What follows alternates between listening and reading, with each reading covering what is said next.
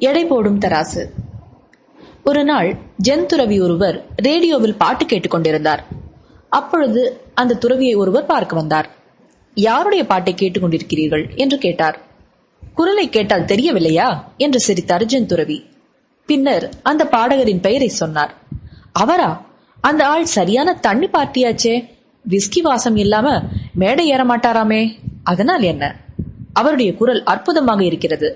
அது நமக்கு போதாதா என்றார் அந்த ஜென் துறவி.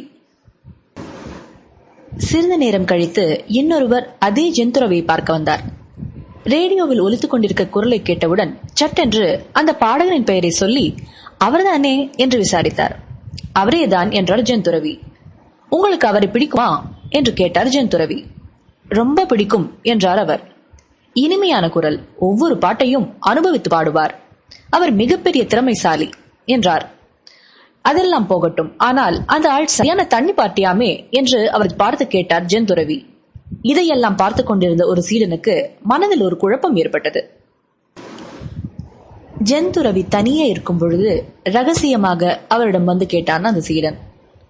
குருவே, முதல் ஆள் அந்த பாடகரை குடிகாரர் என்று சொன்ன பொழுது நீங்கள் அவருடைய திறமையை பாராட்டி பேசினீர்கள்.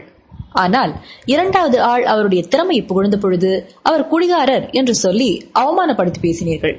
இது என்ன நியாயம் என்று கேட்டான். அதற்கு குரு மெல்லமாக சிரித்தார். காய்கறிகளை எடை போடுவது கடைக்காரன் வேலை. அந்த தராசில் மனிதர்களை ஏற்றி நிறுத்தினால் உடைந்துவிடும் என்றார். அதனால்தான் யார் யாரை எடை போட்டாலும் நான் குறுக்கிட்டு ஏதாவது பேசி அந்த விமர்சனத்தை நேர் செய்து விடுகிறேன். சீடன் குரு கூறிய பதிலை கேட்டு மெய்சிலிர்த்து போனான். சீடன் குருவை பார்த்து, குருவே, நீங்கள் பெரிய மேதை என்றான். சரி, போய் உன்னுடைய வேலையை பார் என்றார் ஜென் துறவி.